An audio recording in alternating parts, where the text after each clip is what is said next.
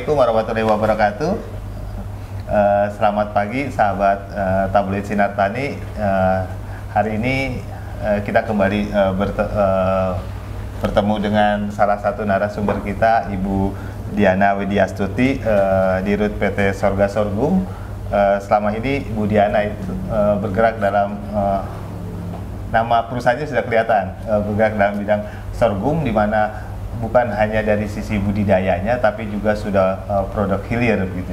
Nah, dalam kondisi saat ini kita ketahui sorghum bisa menjadi sebuah alternatif pangan yang selama ini memang belum banyak dilirik banyak pihak gitu ya untuk pengembangan alternatif karbohidrat di Indonesia gitu ya. Selama ini kita selalu terfokus pada padi gitu, pada beras gitu. Tapi kemudian padahal di sisi lain kita punya produk pangan lain sebagai sumber karbohidrat. Apalagi kita ketahui sorghum ini salah satu tanaman yang tahan terhadap kekeringan. Ya. Nah, di tengah kondisi ancaman kekeringan yang saat ini sudah melanda bukan hanya Indonesia tapi juga dunia begitu ya. Nah, sorghum ini bisa menjadi sebuah alternatif gitu. Nah, alhamdulillah siang hari ini kita bisa berdiskusi langsung dengan Ibu Diana, pelaku usaha, pelaku bisnis yang sudah malah melintang cukup lama ya Bu Diana dengan beberapa produknya. Sahabat Sinar Tani bisa lihat di depan sini sudah banyak produknya, bukan hanya produk pangan tapi juga produk alternatif lainnya. Kalau kita bisa lihat di belakang ini ada sapu gitu ya. Jangan sapu ini sudah diekspor ke beberapa negara gitu ya. Jadi nanti kita bisa banyak tahu dengan Bu Diana, bisa bercerita bagaimana sebenarnya mungkin bisa cerita dulu ya Bu ya awalnya Bu, bagaimana Ibu Diana itu terjun ke sorghum ini ya. Kemudian nanti bisa juga diceritakan bagaimana peran sorghum ini untuk sebagai pangan alternatif gitu ya. Ya di sini nanti kita bisa Bu Diana cerita ya. Monggo Bu, bagaimana kisahnya sedikit Bu, kita pengen tahu, mungkin sahabat Sinar Tani belum banyak ya mengenal gitu ya. Di sini kita nanti Ibu Diana bisa bercerita bagaimana sejarahnya dulu Bu, Ibu Diana mengembangkan sorghum gitu. Oke, baik dari PT dari Sinar Tani Tabloid ya. Terima kasih atas kesempatannya bisa sharing ya mengenai sorghum itu. Kenapa sih ada di sorghum? Awalnya begini, saya pengusaha tambang, supplier juga, ya pengusaha lah, pengusaha di area tambang di Freeport. Kebetulan saya supplier di sana, dan ada beberapa juga wilayah yang saya ada bisnis tambang juga di Indonesia. Nah, biasanya itu saya ada CSR dari perusahaan saya sekitar ya 30%-40% itu saya sumbangkan ke masyarakat sekitar. Biasanya saya kasih sembako ke mereka. Terus akhirnya ayah saya bilang, kamu kalau sembako terus paling cuma 1 bulan. Kebetulan ayah saya di pertanian. Dia pertanian. Nah, setelah itu udah kamu tanam cantel. Saya bilang, apa itu cantel gitu ya. Akhirnya saya browsing cantel, ternyata namanya sorghum. Udah akhirnya saya cari browsing sorghum bla bla bla bla. Nah, kebetulan ayah saya itu pengusaha sawit di Medan. Terus ada relasinya dia itu pupuk. Nah, ternyata orang pupuk itu ngerti sih sorghum ini. Coba kamu belajar nih gitu ya sama ini gitu ya. Udah akhirnya kita belajar. Ya udah akhirnya saya kemana itu kemarin itu ngambil bibit dari ada teman saya itu yang orang pupuk itu. Udah akhirnya kita coba nih sorghum, dicoba loh, kok hasilnya bagus. Udah akhirnya saya belajar, saya cobalah di di Papua. Fail ya kan, trial error kan. Oh, berantakan banget deh, namanya saya bukan orang pertanian. Saya coba ini, saya lihat dari internet juga, saya kan bukan orang ahli pertanian kan, saya coba kok nggak numbuh-numbuh, ternyata kedalaman, ternyata kan akhirnya saya belajar, alhamdulillah ya sampai sekarang saya bisa bantu masyarakat Papua di pedalaman. Akhirnya ya seperti itu awal mula saya di sorghum. Terus akhirnya saya ada bisnis juga di Timur Leste tahun 2012 waktu itu, 2010 ya. Dan saya coba lagi, saya dapat prize lumayan besar kan. Hanya udah saya coba lagi nanam di situ. Udah sampai sekarang, alhamdulillah. Alhamdulillah manfaatnya banyak ya untuk masyarakat yang di pedalaman itu, terutama yang di daerah panas. Alhamdulillah sampai sekarang berjalan walaupun masih kecil. Sebenarnya kemarin ya 2 tahun yang lalu itu udah mulai ya pemerintah sudah mulai menggalakkan sorghum ya, karena kan saya sudah hampir 8 tahun. Heboh sorghum, pokoknya setiap ketemu orang nih saya bawa nih sorghum, ketemu orang saya bawa sorghum. Selalu tuh, saya nggak pernah, setiap event meeting apapun selalu saya bawa cookies. Ini loh sorghum, sampai saya pernah juga pameran di DPR segala, udah teman-teman DPR udah pada tahu tuh berapa tahun yang lalu, udah saya pernah ya pameran lah sorghum ya sampai sekarang alhamdulillah. Cuman kendalanya itu di Indonesia itu ya mereka selalu cari siapa marketnya, siapa off-takernya. Ya kan, kalau saya sebagai penggiat sorghum saya nggak ngeliat itu dulu.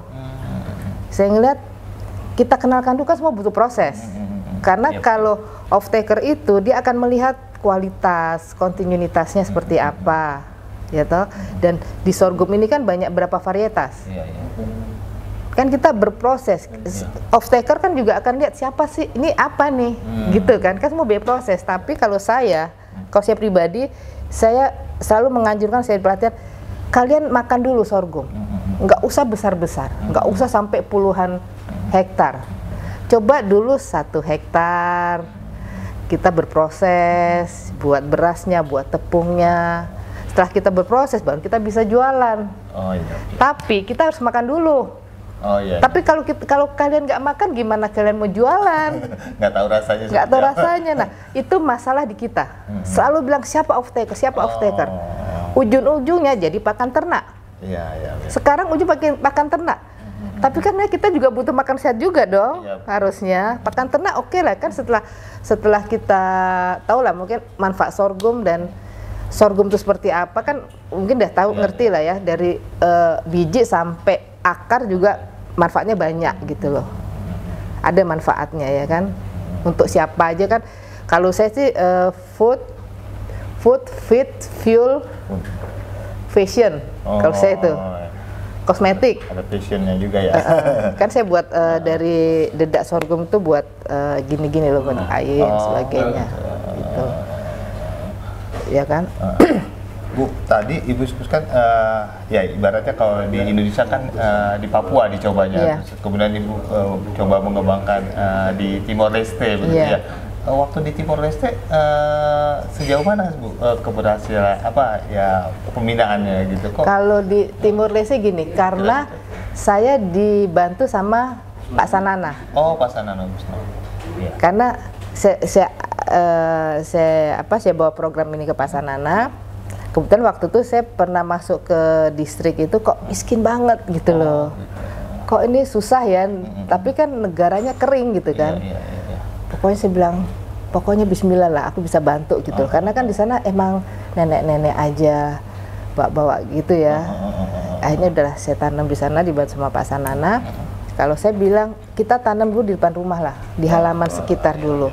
Kalau kita belum punya alat, dikeprok-keprok gitu, diayak, bisa jadi makan. Masih sesimpel itu. Kita belum mikir alatnya seperti apa. Tapi kan karena dibantu oleh pemerintah yang ambil, kan kita buat koperasi di sana. Kita buat koperasi, akhirnya koperasi yang menampung punya masyarakat. Nah dari koperasi nanti disebar lagi, bagi-bagi ke masyarakat lagi, itu ditenderkan biji sorghum itu. Nah itu kan saya buat pelatihan-pelatihan buat masyarakat ya, buat cookies, buat turunan-turunannya si sorghum lah itu ya. Alhamdulillah sampai sekarang mereka udah bisa konsumsi sorghum. Berarti di sana sudah dari mulai budidaya sampai produk hilirnya mereka sudah dibuat ya? Iya, tapi masih sederhana. Ya, masih sederhana. Makanya tujuan saya itu emang kita membantu masyarakat. Nanti kalau sudah kita berproses di masyarakat sudah bisa, baru kita bisa mikir kemana kita harus jual, mau ekspor atau mau seperti apa, kan dari ini kan kita bisa jual. Ini misalkan buat susu, ya. Buat gula, buat ini kan kita bisa jual nantinya, tapi nggak usah mikir siapa sih gitu loh. Akhirnya sekarang misalkan kita tuh nanam puluhan hektar, akhirnya nggak ada yang beli, akhirnya tutup lagi, nggak nanam lagi gitu loh. Makanya saya bilang kita semua harus berproses, nggak bisa tiba-tiba dapat off taker gitu, nggak. Jadi maksud saya tuh pemerintah ya bantulah kita masyarakat untuk setiap desa itu mungkin ada dana-dana desa misalnya kan, atau koperasi ngambil dari masyarakat, ada pelatihan, mereka makan dulu, setelah itu baru kita bisa bicara jualan gitu loh. Kalau saya ya seperti itu. Terus gimana? Ada event besar, tapi kita nggak makan sorghum, terus gimana coba? Apa itu sorghum ya kan? Ya saya dapat penghargaan sorghum, tapi kalian event besar gini saya nggak ada sorghumnya, gimana saya dapat penghargaan? Bilang gitu. Berarti intinya dukungan pemerintah sangat penting untuk pengembangan sorghum ya, seperti itu. Nah, kalau di Indonesia sendiri sejauh mana Bu Diana melihat potensinya ya? Karena kan memang ya kalau di Timor Leste memang ya lahannya juga memungkinkan untuk pengembangan sorghum, tapi di Indonesia ini Ibu melihat untuk pengembangan sorghum bagus banget, bagus banget. Pokoknya Timor Leste nggak ada apa-apanya lah dibanding di Indonesia ya. Di Indonesia kan luas banget, Timor Leste kan memang sedikit kan, gitu loh. Di Indonesia bagus banget sebenarnya, dan hasilnya juga bagus ya kan, karena kan disupport oleh alam dan pupuk juga kan di sini gitu loh. Kalau di Timor Leste kan ya apa adanya, tanpa pupuk aja, dengan bismillah aja kita bisa gitu loh. Ada event-event makan sorghum gitu loh, jadi nggak cuman mikirin lah ini jual kemana. Makanya yang terpenting ketahanan pangan keluarga dulu dia nyoba. Iya, seperti itu. Oke, terima kasih Bu Diana yang telah meluangkan waktunya untuk berbagi share ilmu, share pengetahuan, share pengalaman soal sorghum, karena memang di tengah ancaman kekeringan kita perlu pangan alternatif gitu. Pangan alternatif di Indonesia sebenarnya cukup banyak, ada umbi-umbian, ada sagu dan sorghum gitu ya.